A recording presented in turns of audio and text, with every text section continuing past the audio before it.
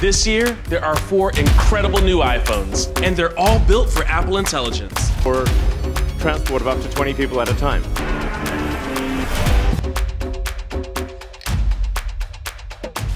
It comes in gorgeous titanium finishes. Welcome. Welcome to the Wii Robot Party. And check out these colors. And I can't wait for you to experience these amazing products. As Tim Cook just said, he can't wait for you to spend a lot more money on Apple stuff just to flex and fake being rich. Kinda cringe, no cap. Welcome back to the channel where we uncover the real truth about today's big tech companies. We are bursting out of all the lies about these 2 tech titans who have simply taken us for granted for the past 15 plus years. I thought that it would be great if we got to know what really excites the CEOs of these 2 tech giants. Elon Musk, a man who's either paving the road to a utopian future or steering us into a capitalist conundrum. How about Tim Cook, the Apple CEO, a man who talks with the utmost care yet spitting out hypocritical statements at every Apple event. Hypocrite!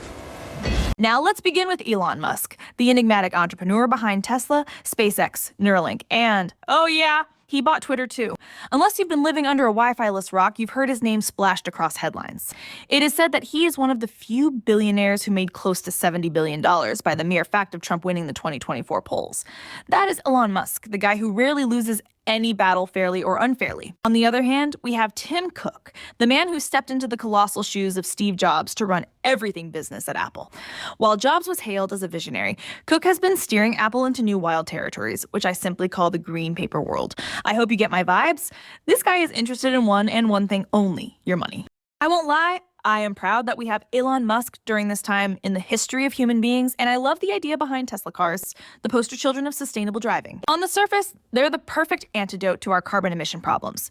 Zero tailpipe emissions, lightning-fast acceleration, and let's be honest, they look absolutely stunning. We all bought into the hype of electric cars saving the planet. But let's pump the brakes a little bit.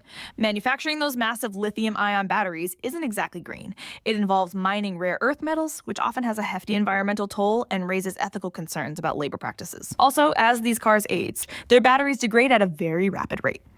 Replacing them is insanely expensive. Unlike your grandpa's old pickup that runs for decades, an aging battery can turn your high-tech Tesla into a very pricey lawn ornament. Plus, you can't fix almost anything on your electric car. With proprietary technology and software locks, even changing a headlight might require a trip to the dealer. Elon Musk is a smart guy, a genius marketer. So why do I say that Tesla is one of the worst companies in this century? Why? Why? They have pioneered the most disgusting practices of all time in the automotive industry. You see, as Elon Musk and company were busy blindfolding us with their marketing strategies such as the Drive Green campaign, and making sure that the bodywork was as fancy and full of tech as possible. Elon Musk quietly but surely led the move that shifted mainstream cars from being physical products that require a one-time payment to kind be like software. Dependent entities which will soon, and I mean very soon, require endless monthly payments and uncountable upgrades just to use the car. Just in case you needed one more reason to not buy a Tesla, let me give it to you. We have been charging our car all night. Came out this morning to drive it. The charger, the button won't do anything. The charger won't come out. The trunk is stuck open.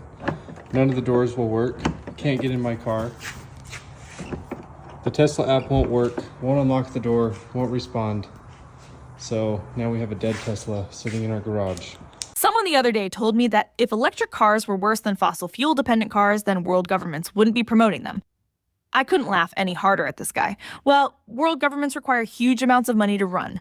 Any innovation that guarantees more taxes is 100% supported. Electric cars are an endless source of money to both the government and the manufacturer. But if governments really cared that much, then they would stop phone makers from making newer models every year, have well-developed public transport means, and limit the use of private jets. But guess what? It is on cars where they draw the line, knowing that this is a product a large part of the population will purchase. The resale value is as crap as acacia leaves. No sane human being would wish to own any electric car that has been driven for the past 5 or 7 years, yet there are many people out there who still buy 8-year-old fossil fuel dependent cars. Personally, I have a 2009 Subaru Forester and it still moves perfectly fine. However, whether one buys a Tesla or the Lucid Air Sapphire that costs upwards of $250,000, the battery will not be at its peak after a mere 40,000 miles yet with a gasoline car like mine. New plugs or pistons literally restores the car to zero mileage mode. Anyway, moving on from Tesla and the electric car madness. The other mega company, which has been extremely focused on consumer exploitation, is Apple. Their practices are even worse. These guys treat their clients as savages, but who am I to criticize the bitten Apple brand? I mean, what is worse than pioneering the removal of the headphone jack for our convenience? You simply put a pair of AirPods near your iPhone and open the case. There's no buttons, there's no switching, there's no pairing, there's no unpairing. Those things are of the past. Or when they stopped including chargers with new iPhones to save the environment. Mother Nature, welcome to Apple. You know how other companies like Samsung laughed and mocked Apple when they removed chargers? The laughters only lasted for a few months until they saw the profits roll in at Apple Park. Now, not including chargers has become an industry standard. No, guys, let's wake up. These guys aren't saving any environment. It is called greenwashing.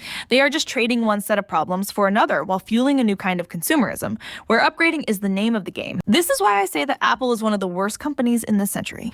It is pioneering the worst market practices while covering them with a layer of butter and the most expensive cologne. Guys, let's not be labeled the dumbest generation in human history. People in the past used to resist such dumb moves. What has happened to us? We just sit there and drink it in, whatever they say, we accept and just buy. Yet, they conveniently sell those chargers separately. You think that is a coincidence? Think different. On face value, it is all marketed as privacy, and I know many people around the world buy iPhones and many Apple products because of this imaginary promise, codenamed privacy. Apple understands that the largest percentage of its royal customers take photos with less than 1% of their body surface area covered up. So they indeed capitalize on this. History tells us that if you can't keep a secret yourself, then don't trust anyone else to keep it for you. Apple simply takes advantage of people's own ignorance. Anyway, allow me to make this clear for everyone. There is nothing that connects to the internet which is private. Privacy is just a golden ticket to make you feel better. The latest money move by Sir Tim Cook was to limit their AI capabilities to only specific phones. Of course, the more expensive versions. I mean, if they can limit simple things like Siri's capabilities to just the Pro models or the most recent lineup, then you know that this brand is the most disrespectful. Number one thing to keep in mind is that on the iPhone 15, the standard iPhone 15, Apple Intelligence is not yet available. And it's never really going to be available on the iPhone 15. The goal of Apple is to make anything physical such as chargers, keyboards, stylus, etc. to be bought separately, while anything to do with software is tightly controlled by them. And because they are so good at marketing, every other company just rinses the same practices. And guess who benefits? Of course, their own shareholders. This is why I say that Apple is one of the worst companies in this century. It is pioneering the worst market practices while covering them with a layer of butter and the most expensive cologne. But what I can assure you is that there is some hope for us. With the current trend in technology, I think that Apple will finally get toppled. This is going to take some time, as we all know how hard it can be to win against a $3 trillion company like Apple. But a few signs of hope are already in place.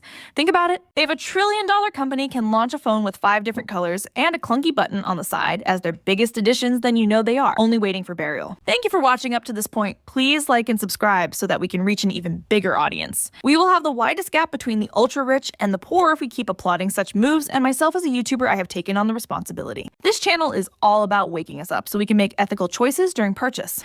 Please like and click that subscription button, as it will help us reach an even bigger audience. But whether we meet the sub goal or not, I am proud because I know that each one of you is going to be an ethical consumer and will contribute to our goal of making our planet a better place.